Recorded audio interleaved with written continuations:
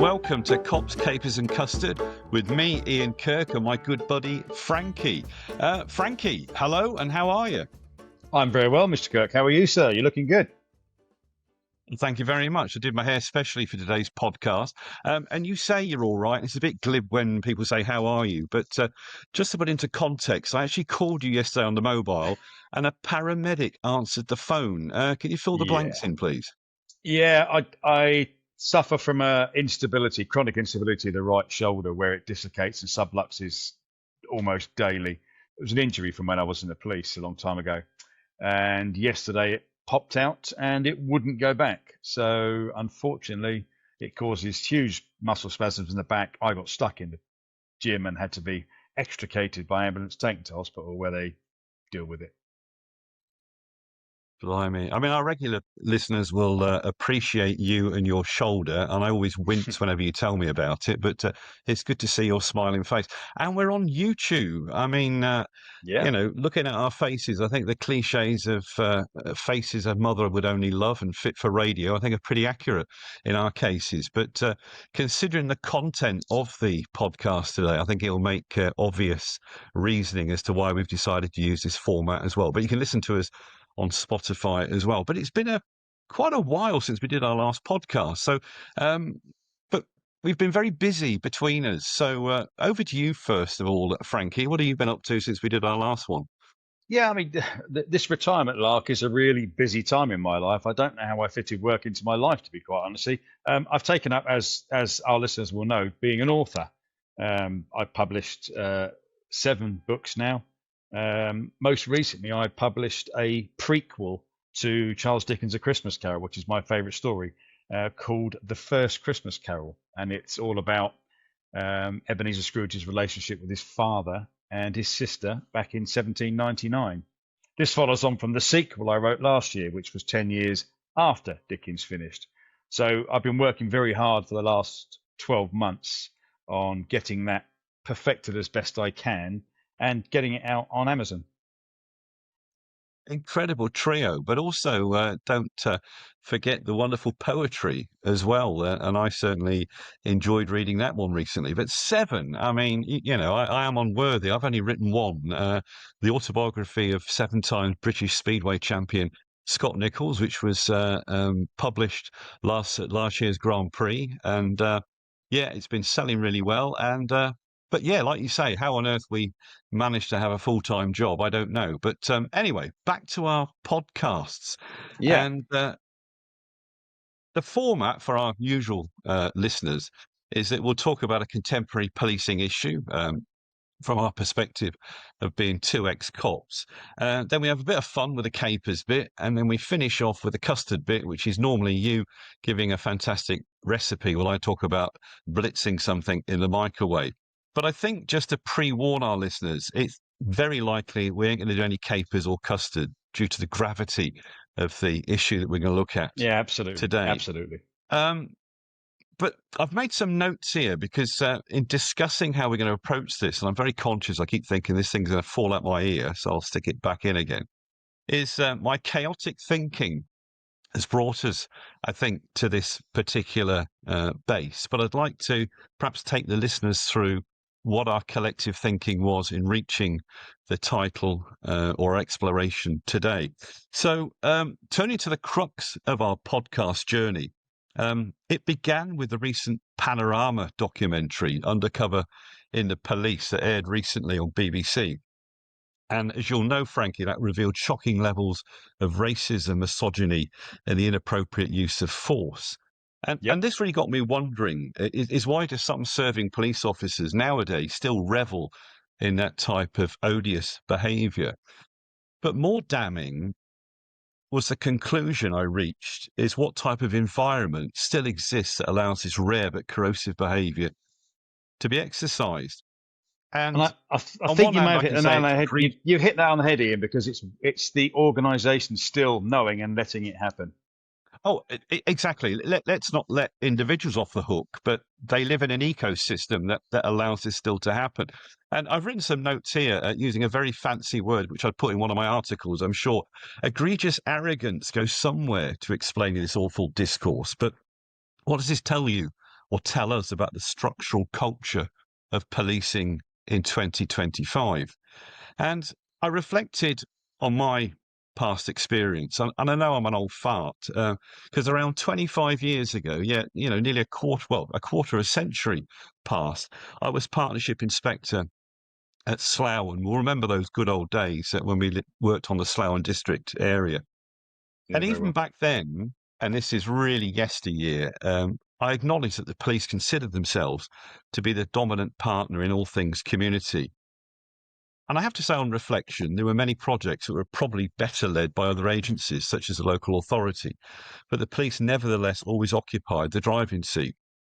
And certainly I'd go as far as saying the police were aloof and certainly didn't respond well to criticism, particularly from outside agencies. Surely 2.5 decades later, the way police work alongside other parties must have improved beyond reasonable recognition, one would suppose.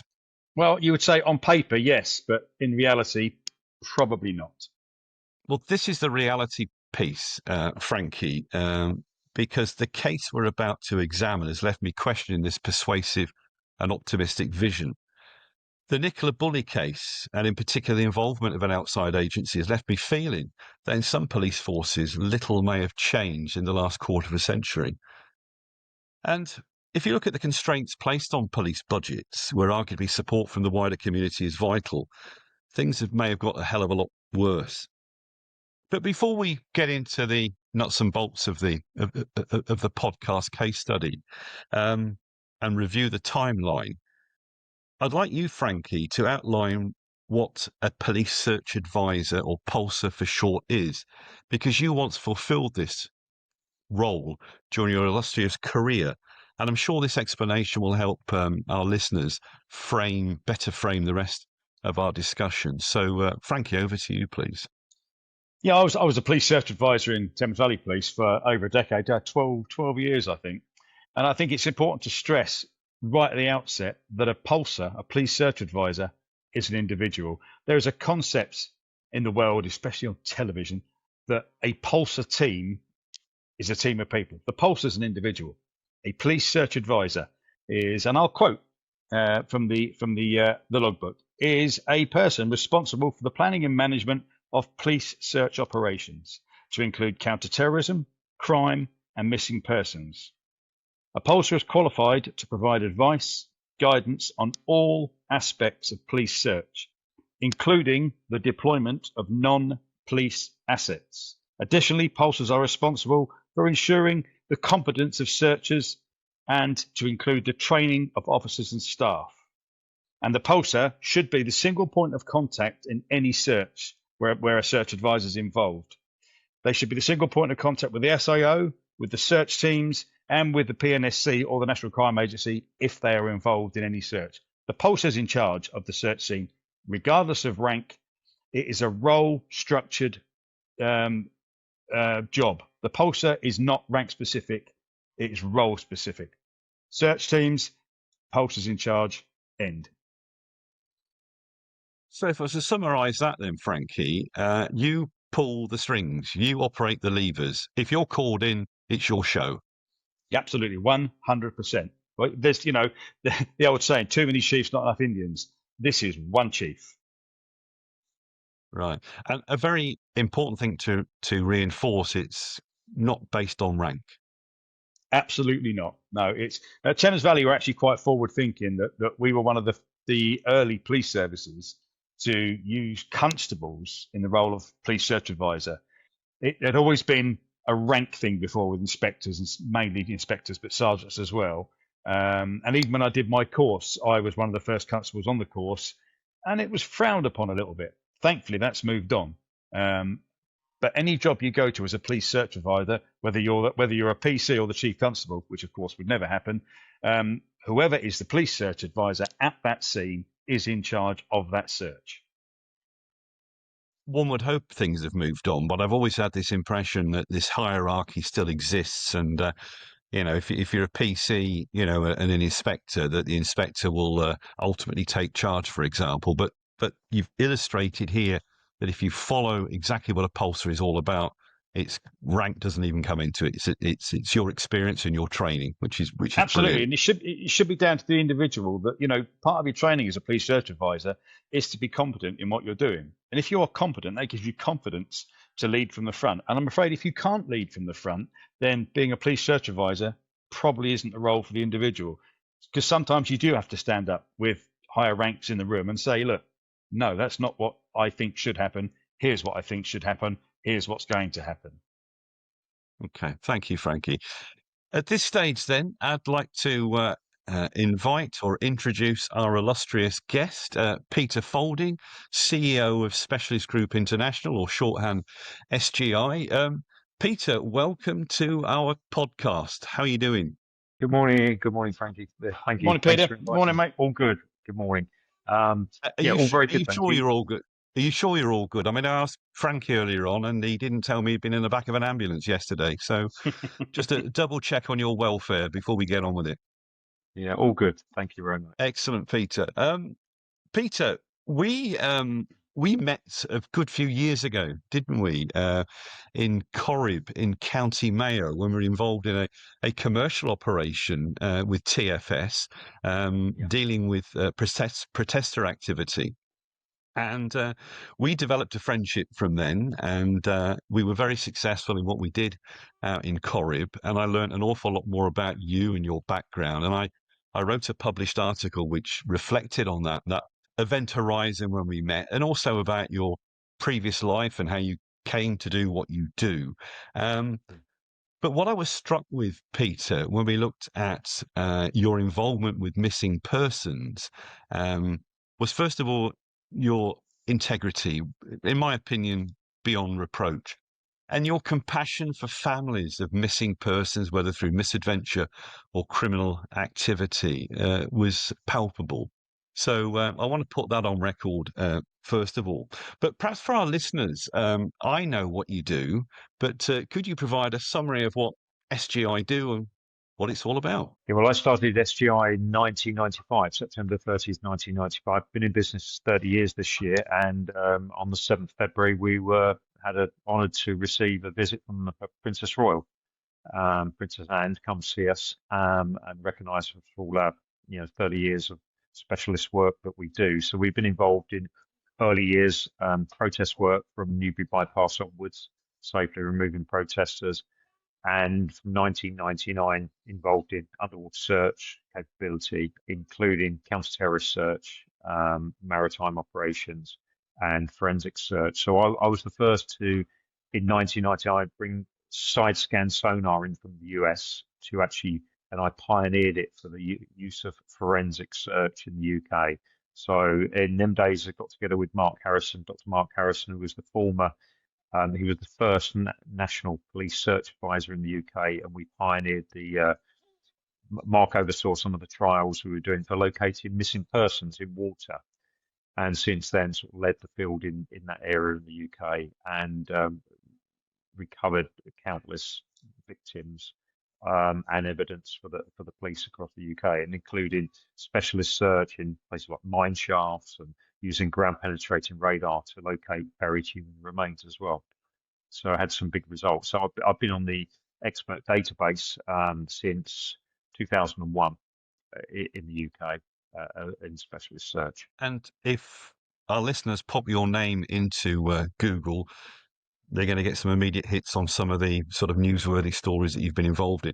And I think particularly, let's not undermine or underplay your ability to form lasting relationships with the families of missing people, and also the charity work that you do in terms of preventing particularly children from being in danger, around our rivers and waterways in the UK.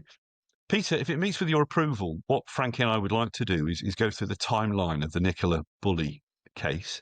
I understand you've got some imagery to show us, and particular times that we'll look at those. But if any time you want to stop me and say, hang on a second, Ian, I want to correct that, or pop that piece of imagery in there, then please make that plain. Okay. But Frankie, I know that you've looked extensively at the police operation here, so I'm going to rely on you at certain junctures. Yes, When we stop is to compare and contrast what Lancashire Police did with your professional view on this. And also I'll come in as well, particularly in the early stages when we look at the operational procedure, when we talk about what happened at the scene to begin with. So from my notes here, Nicola was reported missing on January the 27th, 2023. And Frankie, could you just give us sort of a summary of the scene where she went missing, some of the issues that the first officer on the scene would have perhaps been presented with? The scene itself, from the imagery I've seen and from what I've looked, is rural. It's a field with a river running through it. There is a little village nearby where Nicola lived, but the place she was last seen was in a field. So from my point of view, as a search advisor, my designated search area is going to be a rural search scene, a field outside. Okay, so before we get to the deployment of a pulsar then, it's inevitable if I was the operational inspector in that scene. Let's play this out in Thames Valley, a water source, okay. In Thames Valley. Then. So we've got a rural location, plenty of rural locations in Thames Valley. So we can sort of compare this hypothetical case study to begin with. Got a rural area. Fields by a water source. This is a large area.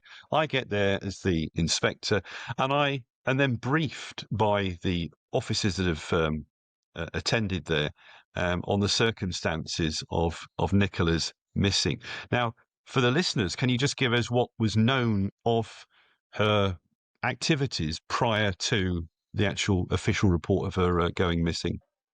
Yeah, she dropped her kids off at school that morning and then took the dog for a walk. I believe around about 9 o'clock, she was seen in a field, and she made a call to join a meeting on her phone. She didn't use a camera on that. 9:10, the dog walker saw her in the field. 9:30, the call ended. And 9:33, the phone was discovered, still connected on a bench with her dog, which was dry. Nicola was nowhere to be seen. So she had been in that field because she had been seen. She had been on her phone, and she'd gone. You arrive as the inspector. That is the information you're going to have. I mean, straight away, if I look back on my whole career, and I'm sure that you've dealt with many missing persons before we became, a police search advisor.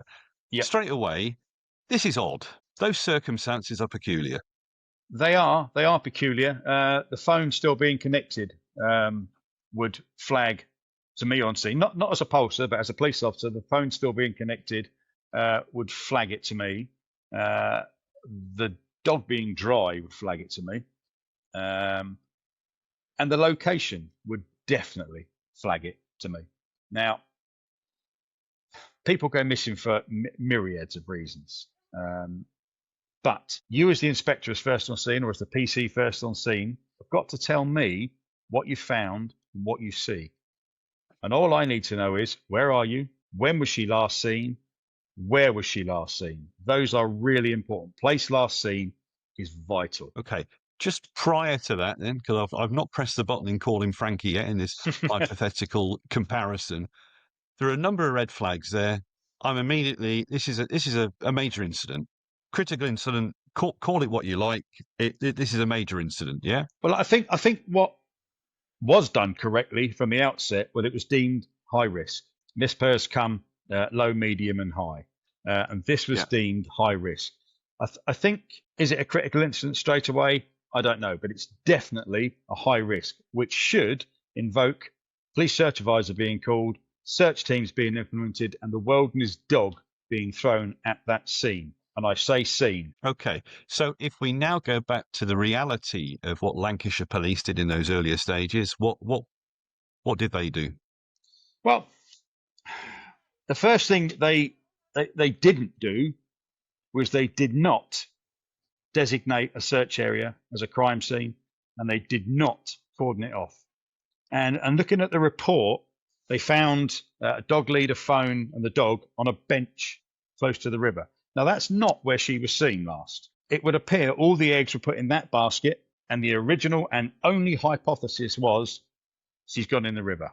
That's it. And they searched the area. The search of that area began with one hypothesis. So they didn't cordon it off, Nope. and they just thought one outcome. Is that correct? Yes, a single hypothesis that was agreed with by the senior officer. And that hypothesis was that Nicola Bulley had gone in the river. So, Frankie, am I suggesting by you saying singular hypothesis that if you'd attended the scene, you'd have had more than just one hypothesis? So, I was very lucky that I attended many courses as a police search advisor, and one of them was a brilliant course about land search management for MISPERS. And the national police search school and they know about these courses. They put us on them. Now, missing persons, you should always have, in my opinion, and according to this book, 3 hypotheses. And the hypotheses are very simple. First, entered water by purpose, by accident, or by force. And they sort of worked on that she'd gone in the water. My second hypothesis, quite broad, she's elsewhere, by crime or by choice. And the third hypothesis, there has been criminal activity, kidnap, etc. So you work on 3 hypotheses. As the pulsar, I would be dealing with the first one, entered water, search area, search land, get the divers in, etc.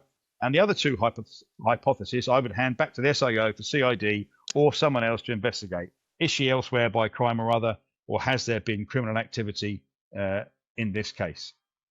Those are the 3 hypotheses I would put forward. I've done it many, many times. Are you saying that in the case of Nicola Bulley, then, the pulsar or Lancashire Police only worked on one? Yes. They put all their eggs in one basket. So was there a failure at that point of the pulsar? In my opinion, there was a lack of vision, because you put all your eggs in one basket, regardless of the outcome, that's all you've got to go on.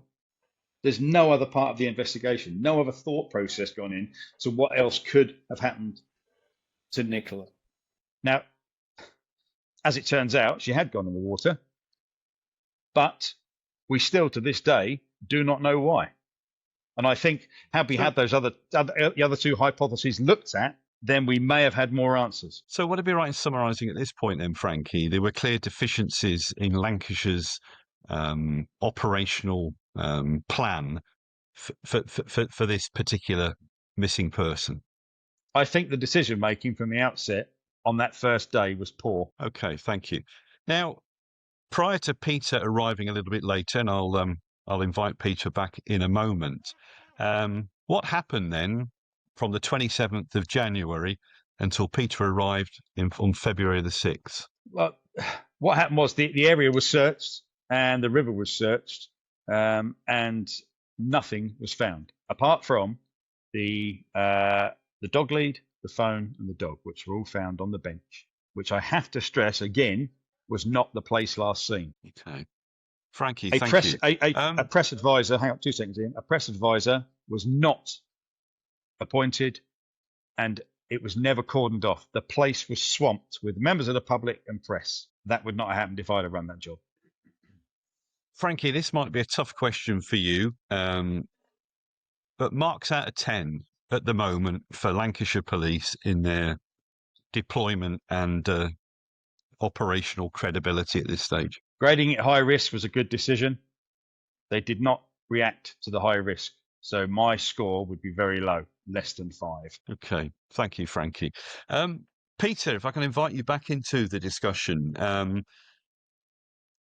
How did you become involved in the search for Nicola Bulley? We got a call on Sunday from, as you know, we got a big following on our professional Facebook page, Specialist Group International. So we get messages all the time about families. What people need to realise is we were the official underwater search team for Thames Valley Police, Hampshire Police, Surrey Police, Sussex Police, Kent and Essex Police. We covered the whole of the southeast of England for police diving operations, not being called by members of the public, but actually being brought in and paid by the police to conduct search operations for murder, missing people, and evidence as well. So we don't just turn up at jobs. We are brought in by the police. And so we got a call on. I think I'd done an interview on Sky News, a couple of interviews. They always ring me and just said, and I don't get paid for these. They're just, could you comment on this? And I said from day one I was baffled. So if Nicola had gone in the river, if she's gone in the river, she should have been found by now, because the river's not moving fast. There was lots of video of the river. It's not moving. And she's going to be in the hot zone, the area where she fell in. Simple as that. Somewhere, if she fell in. So I got a call from a very frustrated sort of partner, Paul Ansell, on the Monday. He was frustrated with the police search operation and lack of information. And he asked me to go up. He said, "How much you want?" I said, "Well, we'll help you. I don't mind. We'll come up free of charge. We'll assist you, because I really did feel for this family. Got 2 little girls. So I'll fund it as long as you can put us in accommodation." So Emma agreed to put a team up at the farm. I paid for my hotel locally. But I said, we can't come up. I can't barge into a police operation. We've got to be formally invited in. So he spoke to the police, apparently very reluctant. And I got a call the afternoon from the Pulsar, had a chat. He said, you're responsible for your own health and safety. We will give you the area to go, but you are working on your own, basically. And he sent me an email, and he asked me to keep, obviously, operational information confidential. Operational information is on a find. So if we found anything, that was to be kept confidential, as you would anyway.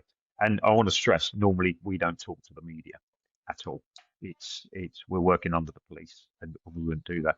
So I said we can come up, and the team went up that afternoon. I went up on Monday morning, and that's how I got involved. So thank you. Can I just pick up on some points here? And Frankie, I'd like you to come in as well. It sounds very odd to me that in a case that had already captured the imagination of the domestic media, and no doubt by this time now globally, that it took the family to contact you. You already had a proven heritage and credentials with the police, certainly down south. Why on earth didn't Lancashire police call you? I mean, that sounds absurd, that it was down to the victim's, family to contact you. There's been, for many years now, there's been a couple of national search advisors and police dive teams who don't want us out there helping. It became apparent after the Ellis Downs case, when the ACPO dive committee got involved. Association of Chief Police Officers do not use SGI. Ellis was left laying in the river, as Frankie will know, for 3 days. No dive team. They disbanded their own unit. We got called. Now, this was prior to us being taken on to do their diving, and they failed Ellis and his family, and they couldn't find him. So we found him in 40 minutes.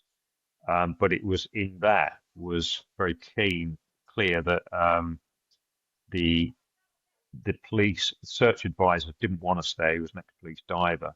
And then ACPO dive committee stepped in, do not let SGI dive. The Met stepped in, do not let SGI. So it's an ego issue. And the same National Police Search Advisor was actually on this job. And I've never met him once, but again, it happened more recently on the case where we got invited in to look for a 2-year-old boy in Xylo by Leicestershire Police. The family wanted us. Leicestershire Police let us in with open arms. But whilst we were there, bearing in mind this was a 2-year-old boy was missing, the Assistant Chief Constable welcomed us in, worked with us. It was a brilliant operation. And the College of Policing called her and said, do not use SGI. This was post Nicola Bulley. And the National Police Search Advisor turned up and said, do not let these people in. So again, this is clearly what's happening. And I've got evidence of that. So yeah, this is pretty sad, really. Can I just come in just as a former Pulsar, I can say that the use of volunteers, even when I was in Thames Valley, lowland search and rescue teams, is essential to large-scale, high-risk searches. Now, Thames Valley Police had a dive team when I was in. They now don't have a dive team. So the use of external companies for diving and for searching for high-risk mispairs is essential. I used lowland rescue search and rescue teams because it's just the way of the world. Police services do not have the immediate numbers you need to search large areas of land and volunteers and outside agencies come in and they help and they assist. They're all qualified and they all know what they're doing. Peter, may I ask you a question, please? You said Yes, that please. you said Nicola Bulley's partner was frustrated with the search. Why was he frustrated, and exactly with what was he frustrated about? Well, they couldn't, 10 days and they couldn't find her, and everything was pointing at the river. Well, from the police point of view, I always thought the phone could be a decoy. I didn't know. But if she went in the river, she would have been found. I mean, it was not moving. She could not have got washed over the weir. She could not have, if she'd gone in at the bench, and what we can do, we can then, the water in front of the bench was so shallow. If she had fallen in there, she would have stood up.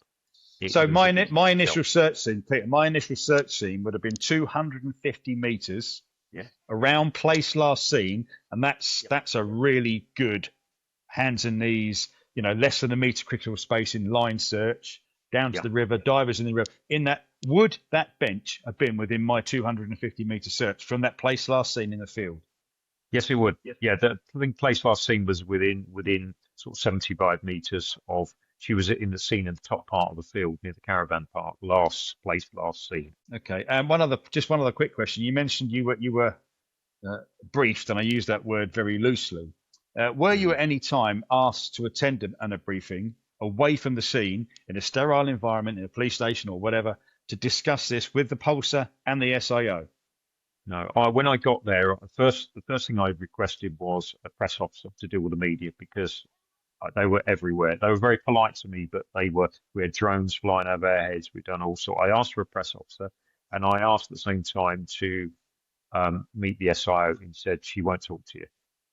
And that was as blunt as that. She won't talk to you.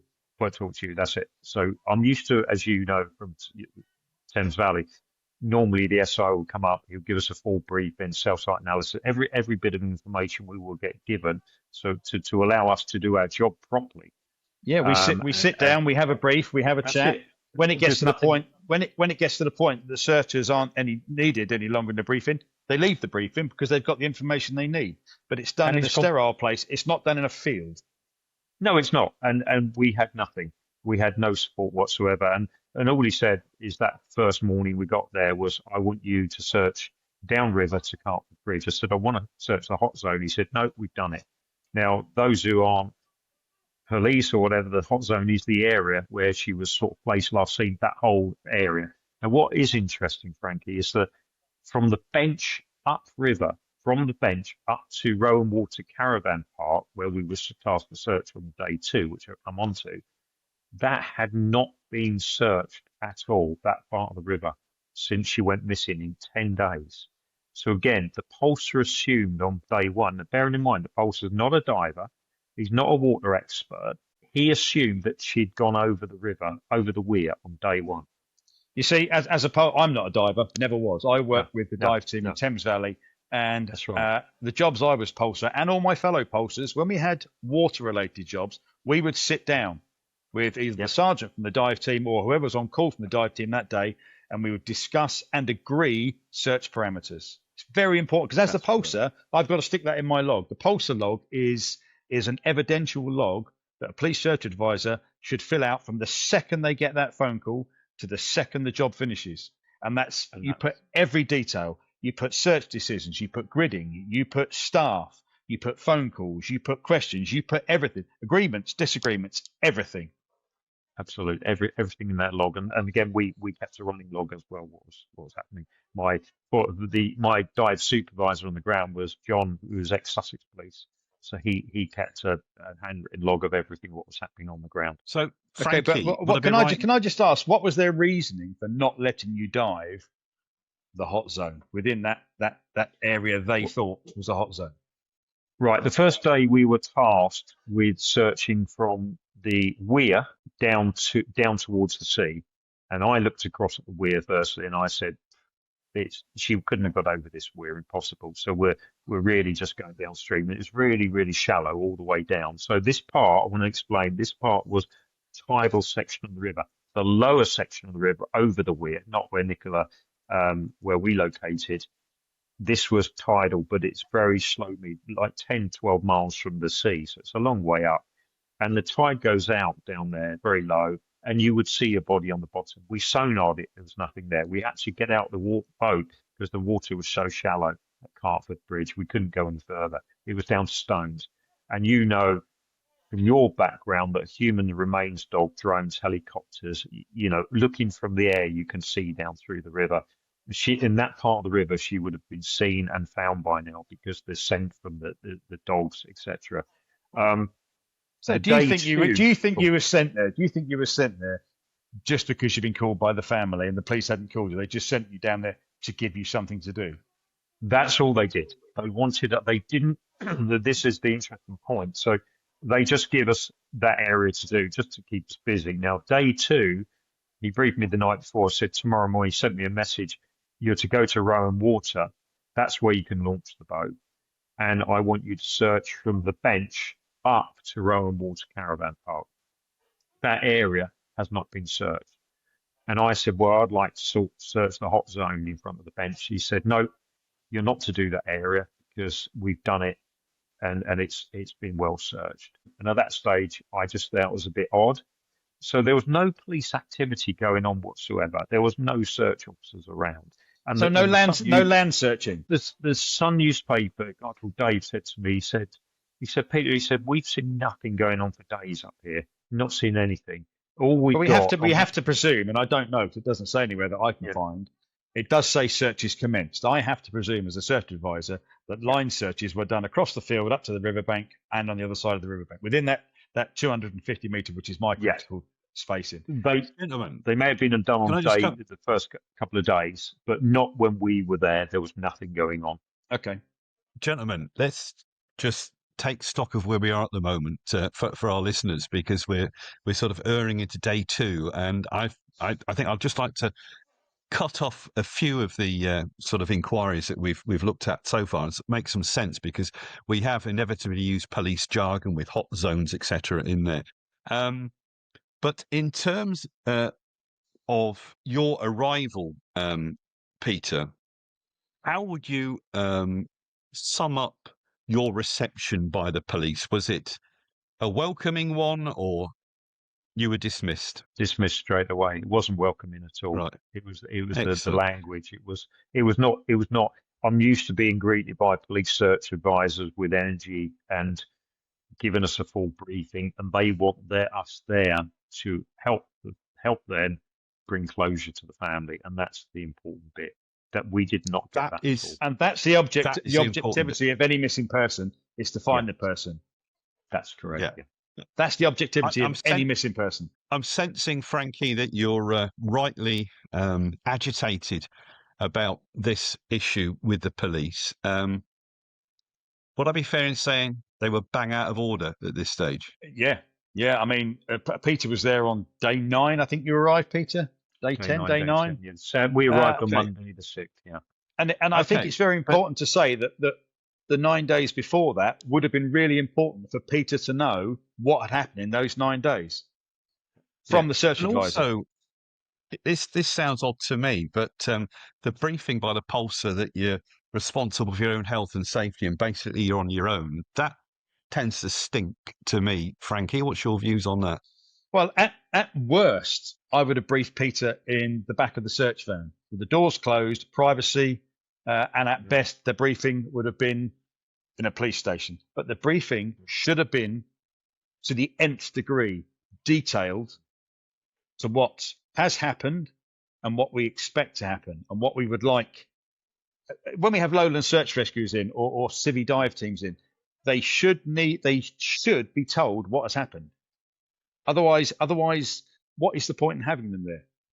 Let's not have secrets. This is a missing person we're looking for. So tell everybody everything they need to know to find this person. Okay, but in terms of you're on your own for health and safety, is that fair for Lancashire Police to say? No, absolutely not. Every time I did a search with external agencies, lowland search rescues, the lowland dogs, they had their own policies, their own health and safety, but they always came under the police umbrella. And the Pulsar was always responsible for every part of that search. Police, civvies, keeping the press out, everything. The Pulser's job is to control that search scene. Okay. You mentioned the word ego, Peter, earlier on. And in my sort of introduction to this particular podcast, I reflected on what I felt that the police were like 25 years ago. And it makes me angry that somebody that's there to help and meet the very fragile needs of the family, that you're treated this way. But my understanding is this wasn't the first time you were dismissed. You mentioned about Ellis Downs. Can you just briefly tell us what your reception was from Thames Valley Police when you got there on that occasion? Well, Ellis Downs went missing 2016, and they say the police were searching for 3 days. They had the Marine unit there. They had a Environment Agency sonar. They had Lowland Rescue. They had everyone with pole cameras. And we were asked up by the family to go up there. We let Thames Valley Control Room know, and they said, yes, come on up. And as I got about 20 miles from the scene towards Abingdon, I got a phone call from the Pulsar, very aggressive phone call, said, you are to turn around and go back. You are not welcome here. You're not helping this, you're not diving. And I said, well, sorry, I'll speak to your superintendent. He won't speak to you. And me being me, I just said, I'm not having that. I promised the family, I'll come up. You can't stop me. It's not a crime scene. You can do what I want. So he said, I'll meet you outside town. So he met me outside town in the car park. And he basically said to me that, you're not qualified to dive. We're not having amateurs in, sort of thing. And he was feeding this information back to a superintendent. And you were on the police list at the time, Peter, weren't you? Oh yeah, we were on the police list. So I actually got him to contact the National Crime Agency database and spoke to Jo, and she's confirmed that we were, qualified up to sort of CT search, and there's no problem with SGI whatsoever. And he then went away, made a call, fed that back to his superintendent, and he said, you're to go home. And I then turned around and said, we are. He said, yeah, I know SGI. He said, I'm an ex-police diver. He said, I lost my job, in this thing. I said, so that's what it's about. So we had a colourful running match. I walked off and he said, do you go any further? You go down there? Because I said, I'm going down the river. He said, I'll have you arrested. I said, well, please do. And then as I got there, then an officer stopped me going into the scene. He said, you go any further, Mr. Faulding, I'll have to arrest you. And I said, please do, because he said, this is a crime scene. And he said, show me your crime scene log then. And he couldn't. I said, this is about politics. I said, step aside or your ass will be on fire in the morning. And he let me through. He said, I apologized. And everybody just stood there looking at us. The family were there. This was 3 o'clock in the afternoon. And many requests were made to TVP, refused to let us dive. And it got to 8 o'clock at night. The family surrounded the police car in a friendly inspector just on a changeover and said, please let this team dive to recover my son. This is the dad. He was in tears, laying across the bonnet. And it turned to a critical incident. And they then said, let them dive. And you know what? I asked for some floodlights. We left our floodlights back because we thought we'd be over and done within a couple of hours. And I asked for some lights, said, we don't lend civilians lights. Not true. Yeah, no, that's not true at all. And then after that, we dived. Anyway, sadly, we recovered Ellis within 40 minutes, literally where he went down, where he drowned in a witness drowning. They couldn't find him. And the following morning, they referred themselves to the IOPC, apologized on YouTube. And then we were then taken on a few months later to be the official dive team for Thames Valley Police. But the IOPC report was scathing into them, and it could see the egos. It was the police search advisor advising the superintendent. Now, Rory was the superintendent. I went and spoke up RAF Upper Hayford to senior investigating officers and senior officers, and up to chief constable level. And I was doing a presentation of what we do, post us being brought on as their dive team. And they said, this was the funny thing, Rory came up to me, he said, may I apologise on behalf of myself and Thames Valley afterwards. I was given false information by my police search advisor that you weren't a credible team. and I had to make them decisions based on him. And he said, Peter, I'll shake your hand. He said, I am so sorry for what I did that day. And he said, I feel ashamed. But he said that information comes through a police search advisor to discredit you effectively. And that's how bad it was. So again, what it is, it's the same with the Nicola Bulley case. It's certain people are now causing huge reputational damage to the British police force because senior leaders won't admit their mistakes. That's the problem. They can't admit they got it wrong and they failed to cite. So what's happening now? Everyone is going, cops, got it wrong. Here we go, lies, lies, lies. And it's sad because I've got many friends in the police. It's a very sad state of affairs. It's beyond astonishing, Peter. And it strikes me that certainly in the Ellis Downs case, and I believe in Nicola Bulley's case, that certain police officers are playing roulette with family tragedies and taking their eyes completely off the ball that Frankie reaffirmed of bringing this to a closure as quickly as possible. But it also, with many forces now disbanding their marine functionality, you offer a service which is peerless in terms of its technical expertise and technical reach. Yet you're getting these doors closed in your face with such force. And I am pretty lost for words. And for a person that talks for a living, that's a pretty unique place for me to be in. But just a couple of technical things, Peter, I want to cover off. You used the term CT. I take that's counter-terrorism, what you were referring to. But also, you talk about the hot zone. And I think it'd be really useful for listeners to understand how a body reacts falling into water and how it can be determined from those facts alone, the proximity of where that body may well be in relation to the last place that they were seen. So perhaps you could expand a little bit on the hot zone for our listeners, please.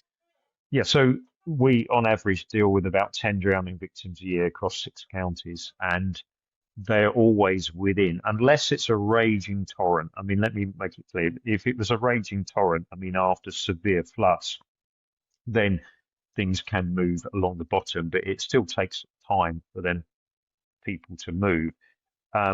Normally, when you're dealing with a drowning victim, place last seen, you put the sonar in. We normally locate them within 10, 15 minutes.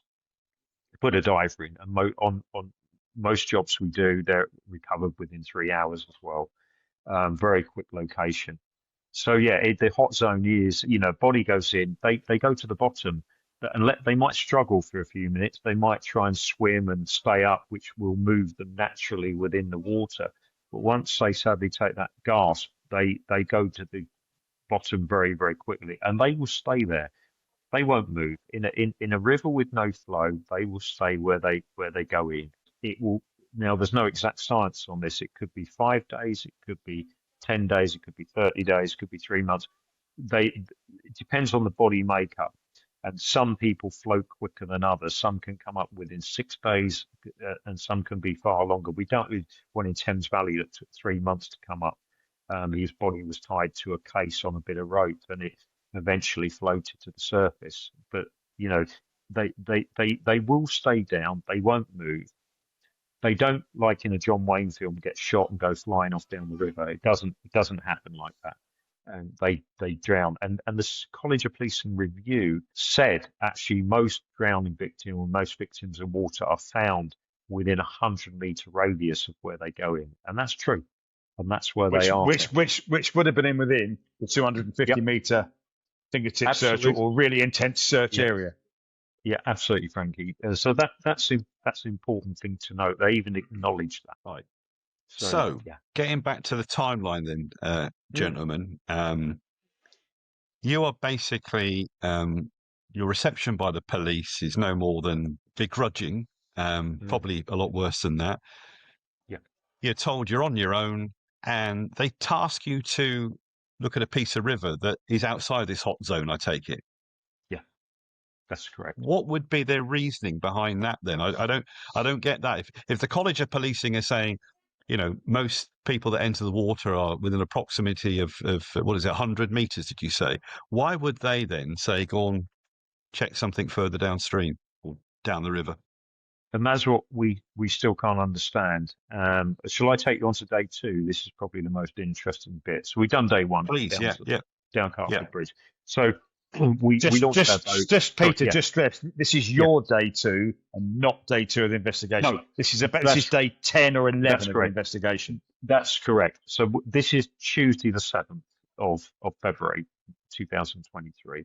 So we launched the boats, get our sonar, all the equipment on, and we then start going down river. I said to the team, right, police have gone, there's no one around. Take me, I was being a bit naughty, take me into the hot zone. We're going to search that area. I don't care what anyone says. If I get in trouble, I get in trouble. It's as simple as that. We're going to go down there. So I said, take me down towards the weir, as far as we can get towards the weir first, and we're going to come up river.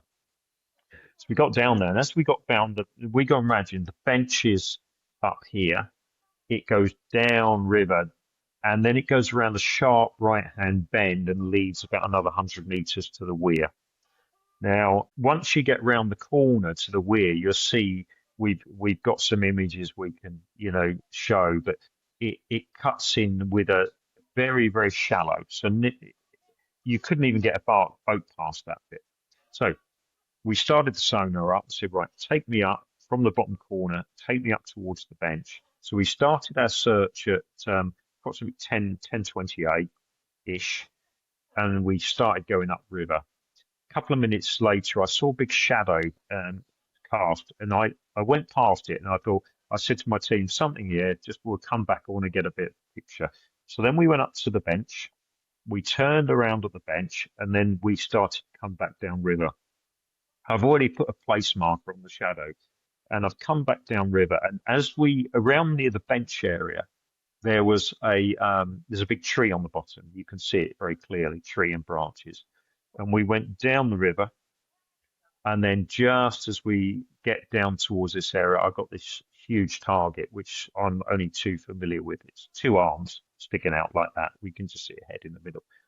Very, very clear to me. And I said to the team, I think we found her. And I said, right, take me back round again. We'll do some more scan before I let the police search advisor know.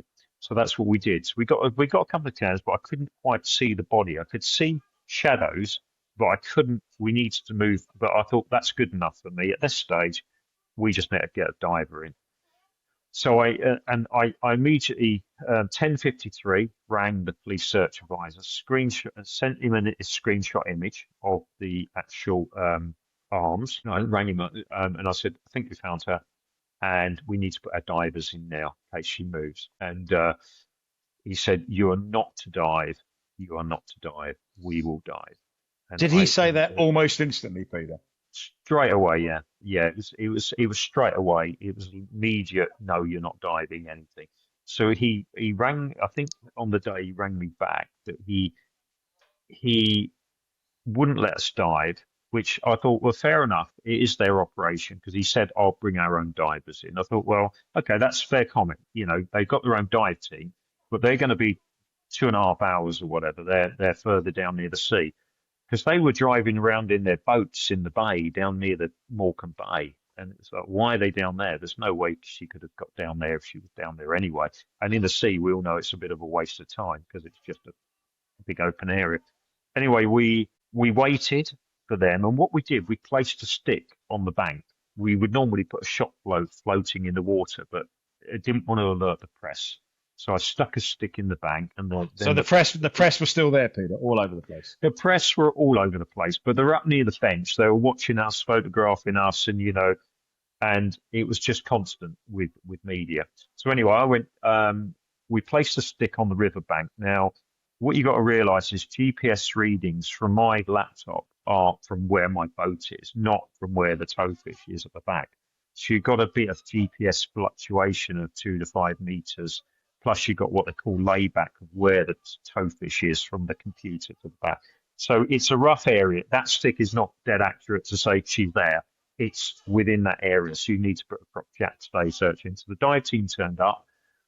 They gave the police, the supervisor, a quick briefing, and they all got round in a huddle on the opposite side of the bank, really close knit sort of thing. They all got together, started talking, and I thought, well, I'm just going to let them get on with it. We'll carry on up the river to take the media interest away from the actual divers, because this was the only operational piece of information that I had. So I thought, well, let them dive. And John, my supervisor, watched the dive, and Lee dived. So they done a very, very quick dive. They didn't even use a jackstay, which is unusual, because normally you would put a jackstay across the river and you would swim the line. It's a systematic search of that area. You'd swim back. They put no jackstay in the water. Yeah, it's like a grid search, isn't it? It's a grid search. And one of my team, Lee, he called it a chip shot dive. It was very quick. And then I got a phone call from my supervisor to say, Pete, just to let you know, there's nothing there. And I've gone, what do you mean nothing there? And I said to my team, it can't be nothing. Sonar images cannot be created by nothing. So if you stand in a field with sun behind you or at night with the moon, you cast a shadow. So everything casts a shadow. It's impossible to stand there and not create a shadow. So the sonar works on sound waves. Now, you've got to bear in mind, I pioneered this in the UK, so I'm fully aware of how it works and what I'm looking at. And anyway, I then we needed a cup of tea. It was freezing cold, so I said, let's go and get a brew, and we'll come back to this and have a debrief. So I climbed out the riverbank, and the member of the GB News caught me, and she said, Peter, do you mind if we do a quick interview? Now, this is how bad it was. No media officer. The police weren't briefing anybody. They weren't updating anybody, only occasionally. Lack of information's going out. So not one, and in the College of Police and Review, it said that Peter Faulding took the place of the media, etc., etc. And we briefed him not to. No one ever told me. If a police officer turned around to me and said, Peter, please do not talk to the media. You are to remain confidential. I wouldn't have done that. You know me, and I mean, it just wouldn't happen. More than my reputation were. But I wasn't. Can I just say, had that scene have been cordoned off, no media there, this would never have happened. Correct. It would never have happened. They wouldn't put cordons in. They wouldn't do anything. And everyone's sitting on the bench. I mean, there was, there could have been trace evidence at the bench and all sorts, as we know. So anyway, I got out, and she said, Piers, so is there anything? I said, well, we categorically state there's nothing in this river, because we'd searched the lower part, searched it, and the police diver just told me there's nothing there. I thought, and then I walked back with the team. I thought, what have I just said? And anyway, I said, there's something's not right here. We're going to go back. I don't believe this diver. We're going to go back. And Lee said, do you know what, Pete? He said, that's no way was that a thorough search. It was too quick, absolutely too. And he's a diver, too quick to do anything. And I don't think they're in the right. They've just gone in. There's something stinks here. So then we went back down that afternoon when there was no police around.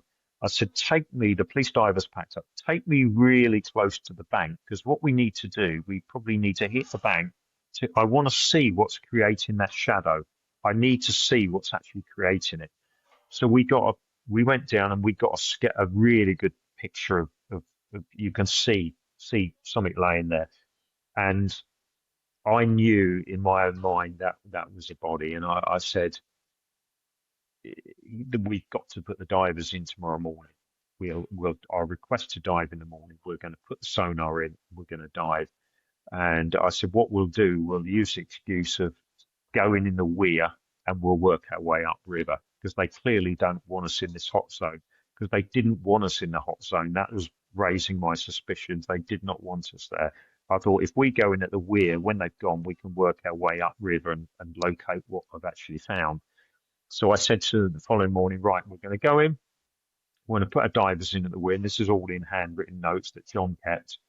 And it had already been searched. They said, you don't need to go in now. So I want to rescan the area. No, you have to go home today. That's it. Clear as that. And what was the reasoning for that? No reason. It was just, you finish your search now. We've searched everything. You have to go home. They did not want us to go back to rescan that. I knew they knew we found her. I just knew from that point that when you first found the anomaly with the sonar in the river, Peter, did you or your dive supervisor speak to the police dive teams and brief them about what you found and where it was? Yeah, we did. Yeah, we did. On the side of the bank. Good. Yes, we did. And I showed them the sonar image because at that point, they then went round the other side of the riverbank set up. And I'll never forget them. They all got round in a really closed huddle so nobody could see them talking. It was a little circle, and which was really odd. It was really literally all closed in. So procedurally, you've done the right thing. You have told the Pulsar, as I said earlier, the Pulsar is a single point of contact for all searchers, search teams, and SIOs. The Pulsar has then immediately said you're not diving. Yep. You have again followed procedure by briefing the dive teams. Yep. And that's it. That's you've been cast aside. As far as you know, the Pulsar didn't speak to the SAO to discuss whether you should go in the water there and then or not. I don't know because it was. But it doesn't seem like it, does it? No, but I'm not sure. There may have been, because when any emails that I sent, when the email was sent to me originally on the Sunday, it was copied into Rebecca Smith, so she was the direct link, the SIO. So she was the one who was the face of this inquiry further through. So she was. Interesting point here. The Pulsar log, my Pulsar logs. If I tell you, I very rarely went to court in my 12 years as a Pulsar because my logs and the whole of the team I was on was the same. Our Pulsar logs were so descriptive. In that Pulsar log should be time, date, place. Peter Faulding, SGI, told me he thinks there's a body in the river. It then should go, I spoke to SIO, we discussed it, yes, no, reasoning. That's right. That's what should happen. And I've got the screenshots of the WhatsApps. So I got the proof of the exact time I made the call and the image that I sent to the Pulsar on that morning. And it was witnessed by my team, ex-military and police divers. So everybody knows it was very closely witnessed by many credible people. You know, one was a warrant officer in the military as well. So police divers. So it's a very credible man who wouldn't mislead anybody. So here we go back. Here we've got a potential closure for the family 10 days in. Yep. Which, in your opinion, wasn't executed at all. Yep, absolutely. Yep. I can tell you, as a police search advisor, I'd have said to the SIO, let's put Peter's team in with the police team. Yeah. So Peter's team, who have got this anomaly on the sonar, can show the police team exactly what they've got. Yep. Right, gentlemen, let's just pause here for a minute then and delve into some of those issues further. Basically, Peter, on your own initiative then, you went back to the hot zone after the police had stood down that particular day, yeah? Yes. In terms of hours, how long after your arrival did you find this anomaly, the shadows? 6 minutes. Right. But in terms of your arrival, that morning on the 7th, first arrived, 6 minutes. Let me make clear. Sorry, we searched downriver on the Monday. In the hot zone, when I searched on the Tuesday, the 7th, we started within 6 minutes of the search. I found that anomaly. Do you think you annoyed them by going in the hot zone? Yeah.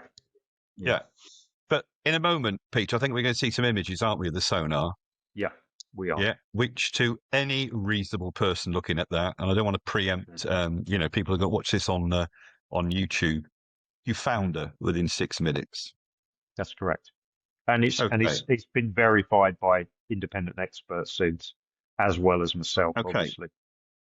And getting back to that operational point by Frankie, it's so crucial.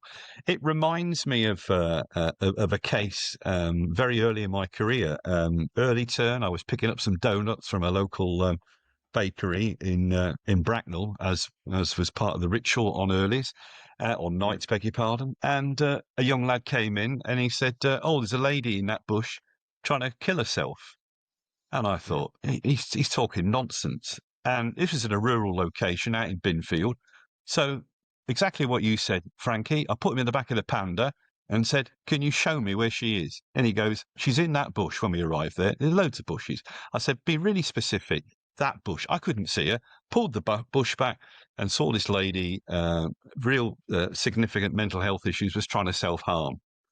Yeah. In the same way, why on earth didn't the police say, Peter, let's do this in partnership. Your diver, at least point us in the right direction. We know that flag you've put in is not totally accurate. and thank you for taking the heat of the media away from us.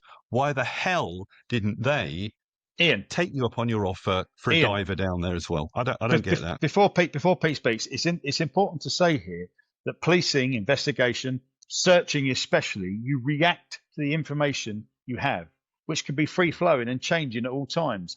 Go back to my 3 hypotheses. It doesn't actually change the hypothesis. It just adds to the information you've got for each one, and you react to them. And in this case, if there's a chance of recovering a body from the water and giving the family closure after 10, 11, 12 days, it's an easy decision. So, Frankie, in your opinion then, why didn't the police dive with SGI divers in order to identify exactly where this anomaly was, given the fact that the flag that Peter had put in there, by his own admission, wasn't 100% accurate? You do need somebody to actually point that anomaly out. Why didn't they do that? I don't know. The dive team would have known that. The police dive team would have known that, and had the pulser spoken to the police dive team, he would have known, or she would have known that as well. It's absolutely baffling. I can only presume frustration because SGI weren't actually called in by the police. Frustration because SGI had gone into the hot zone after being told not to, and frustration because it would appear they may have found a body in the water. My answer to that is, so what? So who cares who finds the missing person, as long as that person is found and the information you have is reacted upon. So I think it's all borne down by frustration, jealousy, because Peter's team were not called in by the police. They were called in by the family. And I think there's frustration, anger, jealousy. So I agree with you. I mean, it's just this ego again, which is reprehensible. What the hell was going on with this huddle? Don't know. My personal view, I think they're probably saying, if this is Nicola, we're in the cart here. This is embarrassing. If we've missed it, but it's so interesting. Sorry, Frankie, I'll just say it's so interesting. In the College of Police and Review, they say that the after the 29th, the area in front of the bench was searched twice. Now, firstly, you don't normally research an area once you've searched it, as Frankie will know from unless it's at night. Unless it's at night, absolutely. It was done during the day, but sonar searches were not carried out, and it was surface-based searches from that date onwards, which is really interesting, acknowledged in the review, which says to me, and this is what I think, they have focused their dive searches, the 2 they did, in the front or in front of the bench area, and the search is downriver because you can see fire. Now, I've not seen one photo of a police dive team anywhere apart from the dive they did, anywhere down the river.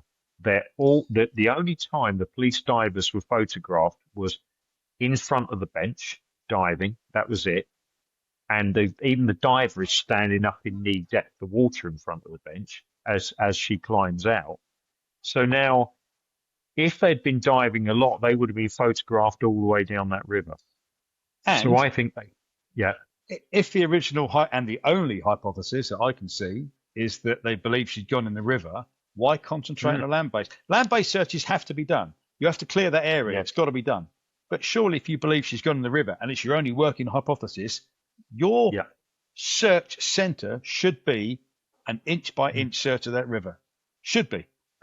But what they said, Frankie, is interesting because it was said, I think, I can't remember the exact words, said after the 29th, it was surface-based searches. In other words, Lowland Rescue, whoever it was, but even they were refused access. It came out as a big newspaper story that because Lowland Rescue were complaining, they were offered to send hundreds of volunteers from around the country to assist in the search, a bit like April Jones when I worked on it. They weren't allowed. So they also have water-based cadaver dogs. That's correct. So a lot of this was refused access into this area, which was really, really interesting. So something's not right here. But I believe they searched in front of the bench. That's where they were photographed. And they've relied on any surface-based search downriver. And they even acknowledged that it was not sonar. And they said that the diving was done on an ad hoc basis, on a sort of if they're available, because they weren't available some of the time. So I wonder how many search experts from the police or from the NTA or from PNSC were on this review panel. I can tell you it was none. Well, I know the Listen, National we've got to be Search very. Advisor peer reviewed it. Let's be careful, gentlemen, for our listeners, that we're banding around all these sort of letters. Let's put some substance behind them. But in terms of the anomaly, can we see it, Peter? I think that would be Yeah, really cool. useful at this Of juncture course you can. to see this and understand what you shared with the police and better understand. Frustrations doesn't seem strong enough. I'm really, really angry about this. But yeah, can we see this imagery, please? Yeah, we'll play the excuse me. We'll play the live imagery which I took in the afternoon, because the shadow image in the morning that the pulsar saw was the two shadows which is there. Yeah. But this is the live imagery that we're going down the river now. So this was taken in the afternoon.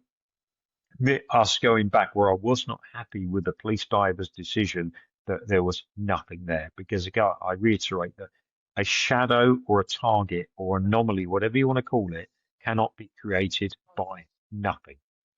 So this is the footage now, and I'll take you down through the footage. I'll put my glasses on. Okay. So I'm going to take you through this software. This is the Centurion side scan sonar we use, and now I'm going to start to play it through.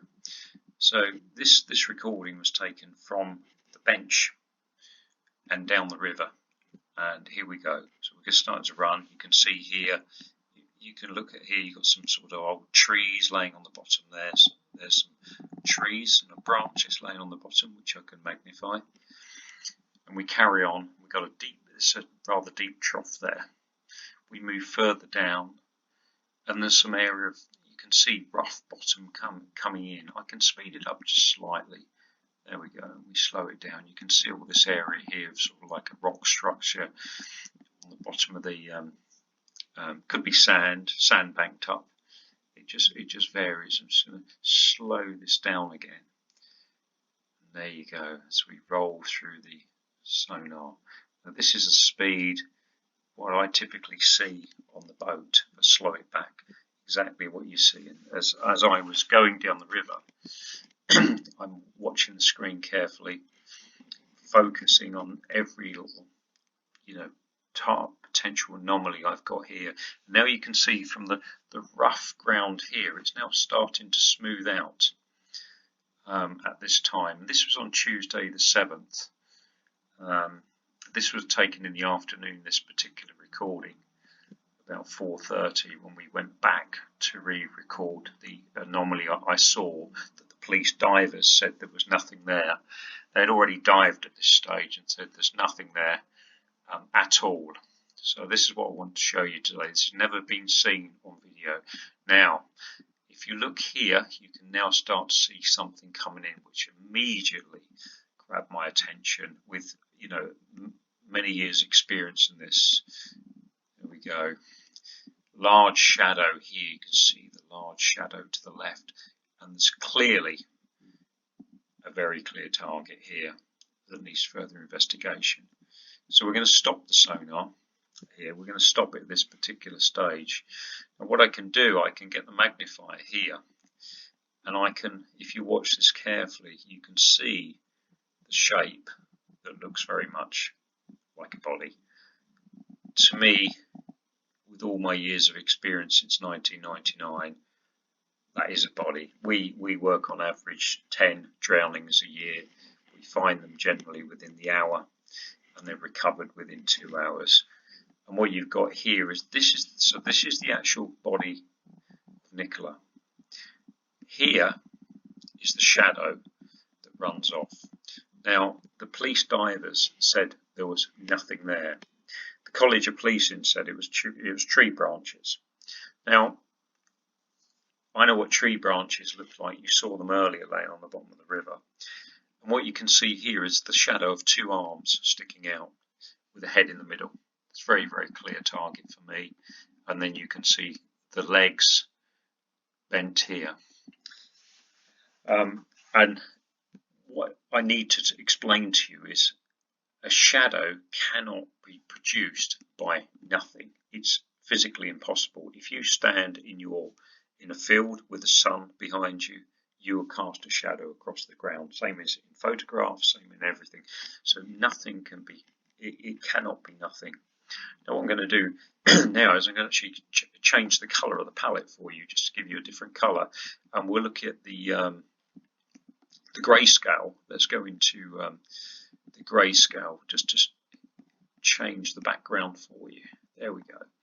And now if you look at it now, in the actual, let's get rid of that. Now look at the magnified image, and you can see very, very clearly, without a doubt, that's a body. There's no way of denying that. I know this is quite shocking for many to see, but I'm here because the College of Police have denied any access. No one has ever seen this data. Their experts, so-called experts, have never even seen this data.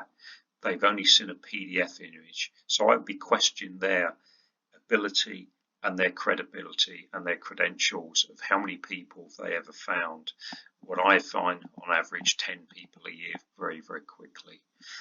Now, as we carry on, I said I can change the palette colours. What I'm going to do now, we've got an area tool here, which is quite useful to highlight this. I'm going to go to left channel. So you've got, here's a port channel, the red at the top is a port channel. This is the starboard channel. So what I'm going to do now, I'm going to make the image larger. There we go, so you can see it quite clearly there. I'm going to pull it up the screen slightly so we can see it in the middle. So this is the port channel, and that's all that red is for at the top. Now what we're going to do, we're going to take the area tool. And I'm actually going to use this to highlight, so those who haven't seen can understand what the image is. This is the head area. Now bearing in mind, just please bear with me, I'm travelling at the moment, I'm just using my thumb and finger on a mouse. I haven't got a manual mouse, I've got a rugged laptop here, and I'm just scratching down here to highlight. We're coming down to the bottom. Now this is Nicola's bottom here as it comes round. Talk you through it, and then we come to the back of the legs, which are clearly bent. I'm sorry about the sort of wobbly image, but this is just, I say, I've got no access to any. We come down to where the leg is, down to the feet area, and then I'm going to come back up here. If you've all seen the CSI films, you know, where they chalk around the body, I'm going to come here. Now, I don't be criticised for the rough outline because I'm doing this manually, and sonar images are not photographs. Just please remember that. They're not a photograph. Now that's coming up to the shoulder now. The shoulder and the arm, you can see that actually goes off here and it comes around here and back. Now what I'm going to do now will probably shock everybody.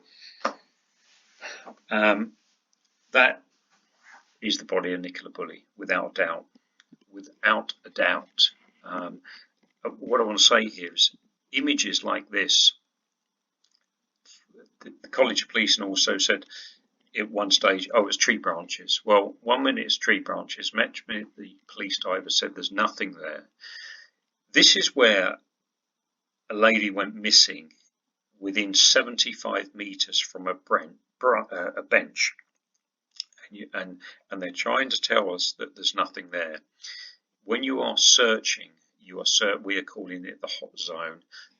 I'm sorry, but there's not going to be a tree branch that looks like a body which is laying on its side in that area with clear shadows here, very, very clear shadows of the arms and and the body laying there. But what else you can do with this? We can actually take measurements. Now, measurements this way are done by GPS. Measurements that way are more accurate across. If we look at the top of the scale here, you can see 1 to 3 meters, etc. So what we're going to do, clear that down. I'm just going to take a a measuring tool roughly, and then we can sort of measure roughly down the sort of areas of, and we at the top of the screen we get up here, we get some measurements, and then you can draw, and basically when I drew it round completely, it came out to 1.61. Peter, I don't know where to start with how I'm feeling at the moment. That was Nicola Bulley's body. Even exceeds the balance of probabilities. I thought I'd struggle to make a statement beyond all reasonable doubt, but that was the body of a human being, and that was her. What I'm really struggling with here as well, Peter, that I would have invited you in, celebrated the fact that, you know, we'd brought close to the family.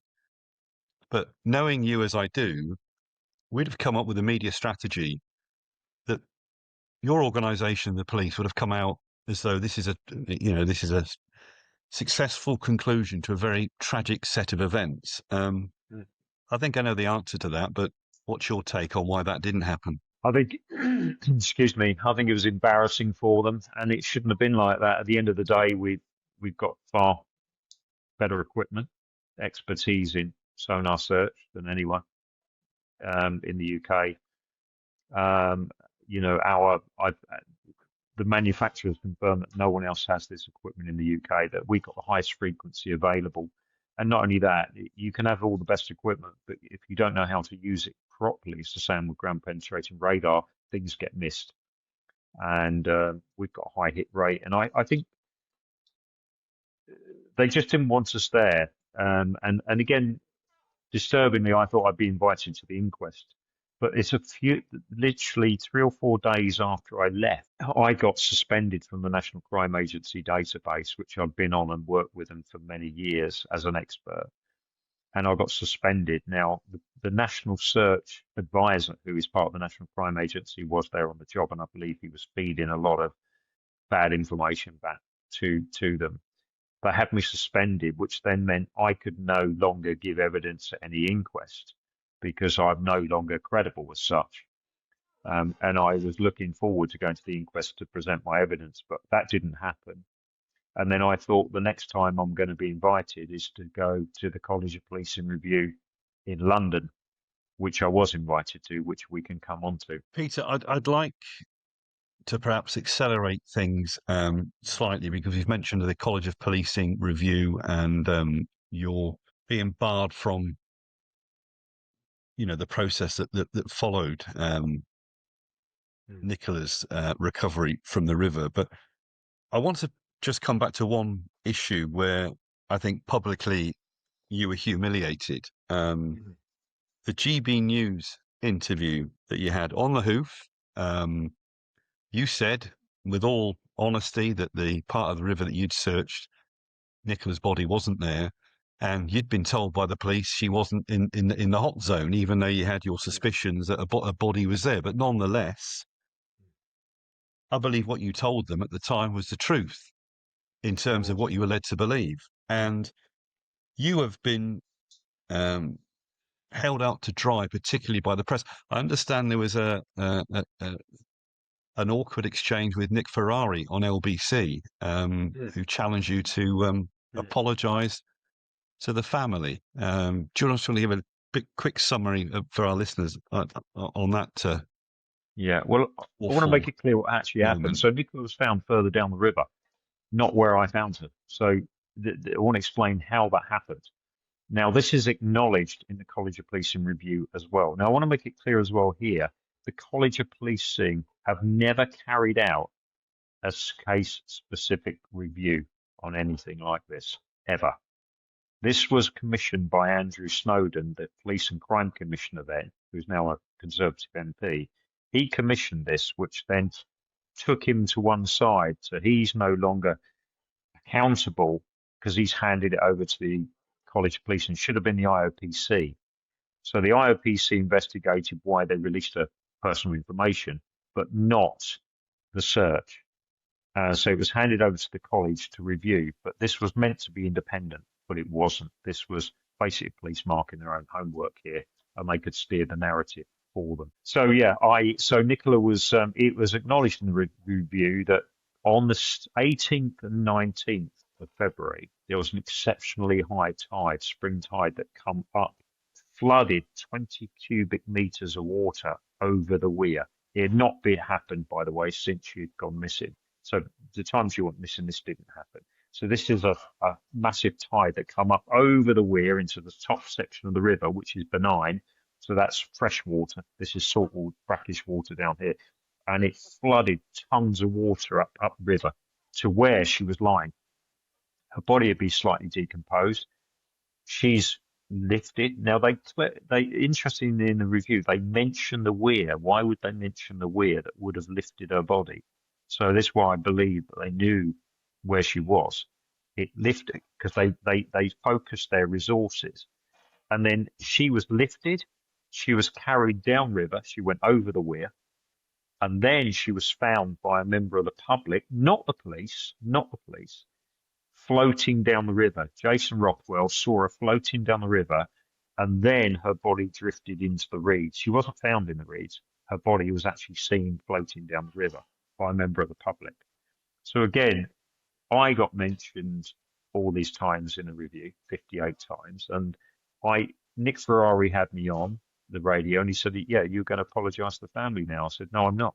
And I talk, I've been in communication with the family, so I've not upset any of the family. I've always been transparent, but I did not tell them about this anomaly because that was the only operational information that I held about this anomaly, and I wasn't allowed to. But when the COP review came out, that it absolutely destroyed me and my company's reputation in this field, then I had to speak out. And I was Peter. Yeah. Peter, may I confirm, and it is part of this, is prior to this huge 20 cubic meter tide, yeah, had the body in the water begun to decompose and off gas, and had it moved from where you found it, is it fair to say it would have got stuck in shallow water, or even if it had gone past that, the weir would have stuck it?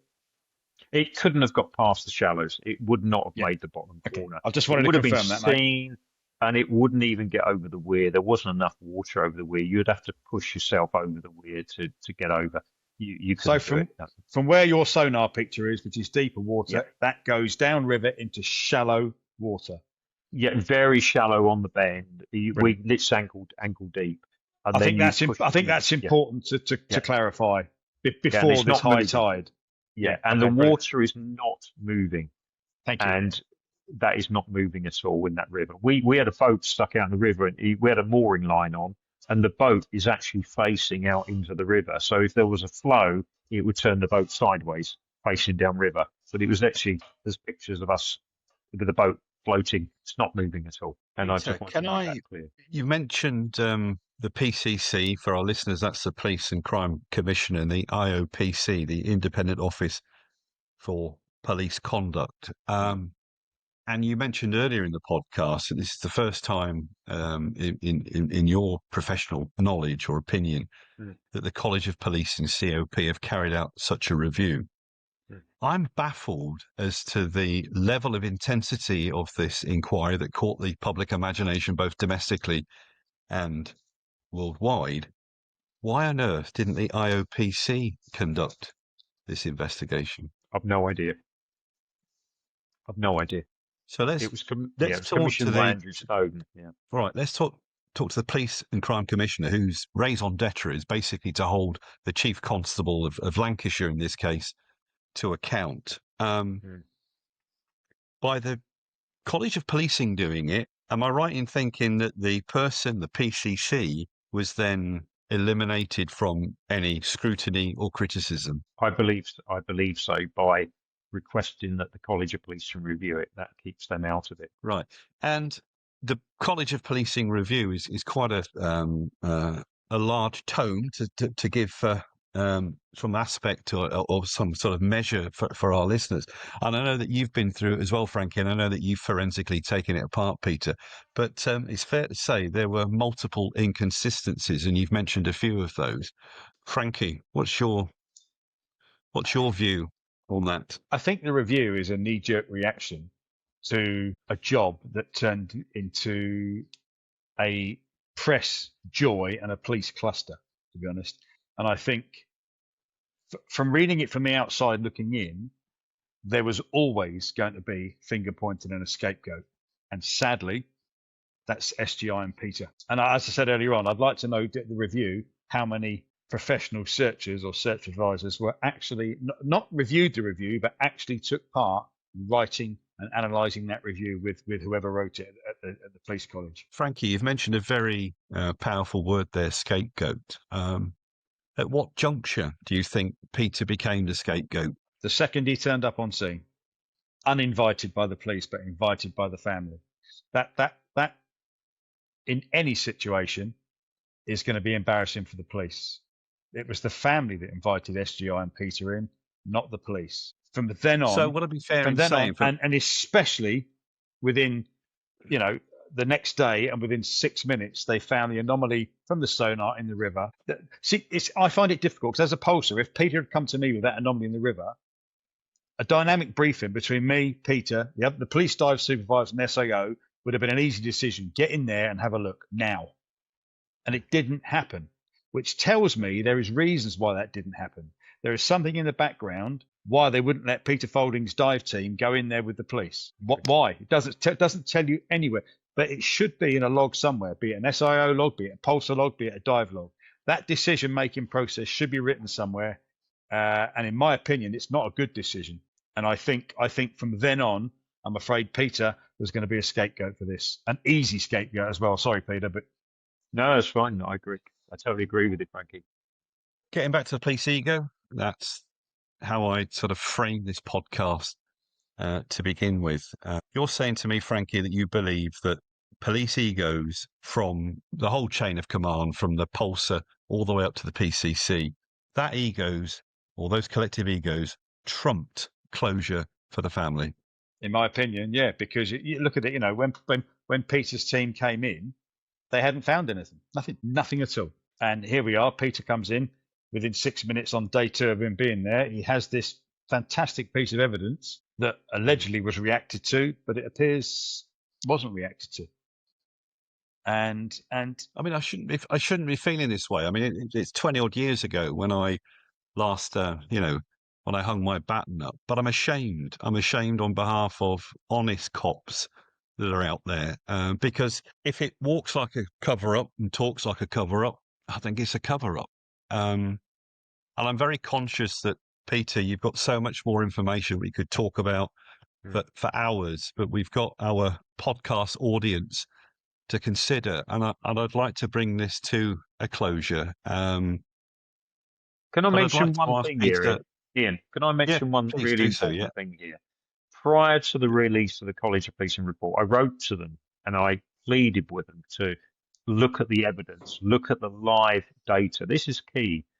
No, they came out in the review, said experts have reviewed it. They've never seen the live data. They came back in a simple letter on the 2nd of November, which I published on our website and published locally, said there was nothing there. And who are these experts? Yeah. Who are these experts? That's right. Reader? Nameless experts. I was named 58 times in the COP review and my company 30 times. Not one police officer was named anywhere within the review. No, and this was about Lancashire Police, not about SGI. But this is the best bit, which has since come out. A couple of weeks before the release of the College of Policing review into the public domain and the public broadcast, because everybody's waiting for it, they held a non-reportable closed press conference with selected members of the media. And they couldn't take any screenshots, and they showed them 2 screenshots of my sonar images. Bearing in mind, not live data. And they said to him, Peter Faulding will claim that he found Nicola Bulley in the river. We've had experts look at it. These are the images. She wasn't there, to steer the narrative and to discredit me prior to the release of the report. So is this about the police initial response? Not really. Is it about the pulsar's decisions, which in my opinion weren't correct? No. Is it about the SIO? No. This is about Lancashire Police as a whole saving face. And the only That's what individual, Yep. the only individual they pointed at, Peter, is you, mate. That's right. And now we've got the evidence. We've got the FOIs which are published. We've got the questions. And when I done the COP review, very, very quick in London, they sent me a few questions. There was not one question about my search, nothing in there. Why did you speak to the media? Why did you go against the police narrative? And it was held in a conference room in a London hotel, non-secure environment. I thought I'd be invited to the College of Policing with the senior people, just a couple of detectives, just questioning me. And during that meeting, prior to the meeting, they asked them to sign an NDA or refused. During the meeting, I had a witness with me, former chief officer, actually asked me 4 times within that meeting to sign an NDA, and I refused. Again, that's how serious this is. These people need to be held to account. They cannot get away with this. This is absolutely corrupt to the top at a very senior level. And like you said, Ian, the organisation needs to be held to account. The organisation, because it is a board, there's a board of directors. The College of Policing is a private limited company owned by the Home Office and overseen by a number of directors which are published. They are accountable, as I am for my company. And they just dragged us through the mud. And since that review came out, we have been struck off from Thames Valley, Surrey, Sussex, Hampshire, Kent, and Essex Police. The whole of the south of England now does not have a dive team.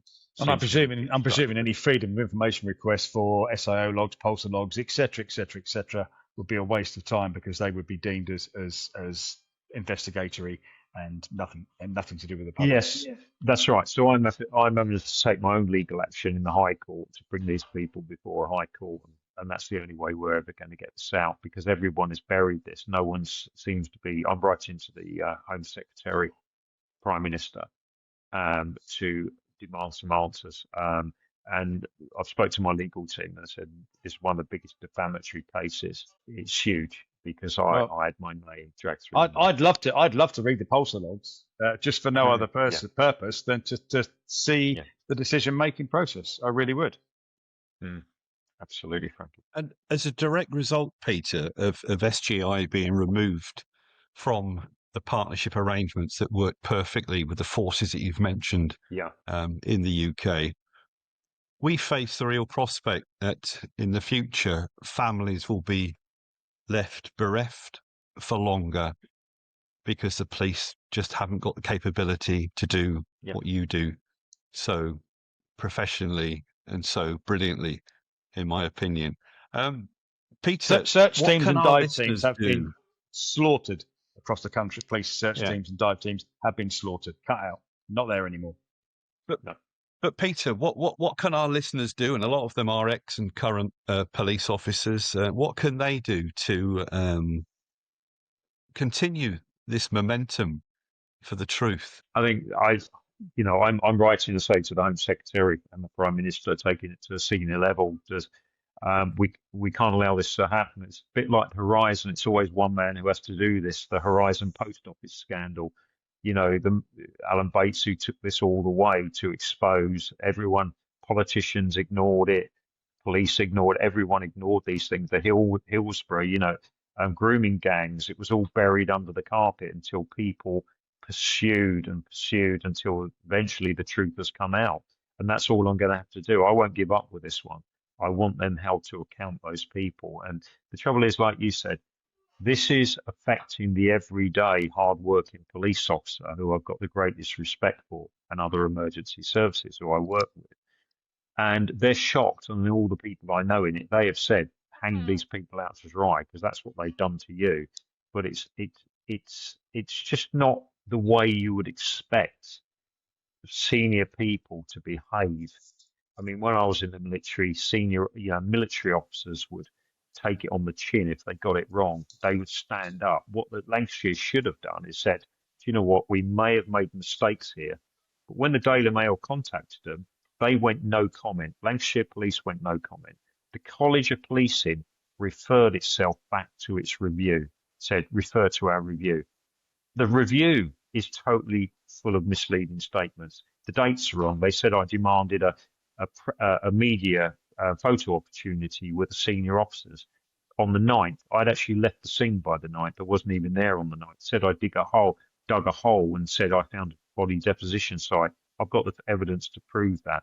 So everything I did was evidenced by witnesses and family and everything. They got it badly wrong from the start to the finish, but they hung me out to dry for it, and me and my team. And that's why if I'd done wrong, I wouldn't be pursuing it like I am. If that wasn't Nicola, I would just go, fair enough.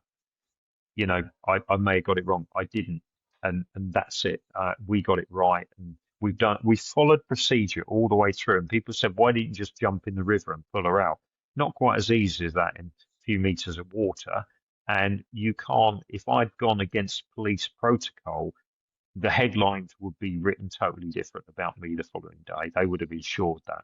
So I done everything we could to highlight that that was the body in the river.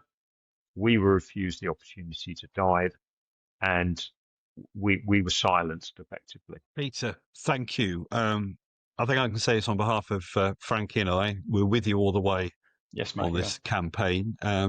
Listeners, you can leave comment, I believe, on YouTube, which is a first for us, and we've got our Facebook page, Cops, Capers and Custard. We came up with the decision to leave Toxic X some time ago, so those are the two avenues in which you can contact us. But Peter, thank you so much for spending time with us. I can only apologise. This doesn't represent, the cops I used to work with. Maybe a little sliver, but certainly, I think most police officers serving and past will be absolutely ashamed about the way that you've been treated. Frankie, thanks again. I think in terms of your beautifulness, if there's such a word in co-hosting this, is one thing I'd like to say. But I think on this occasion, your professional insight was incredible. And I'd just like to finish by saying, Home Secretary, are you listening?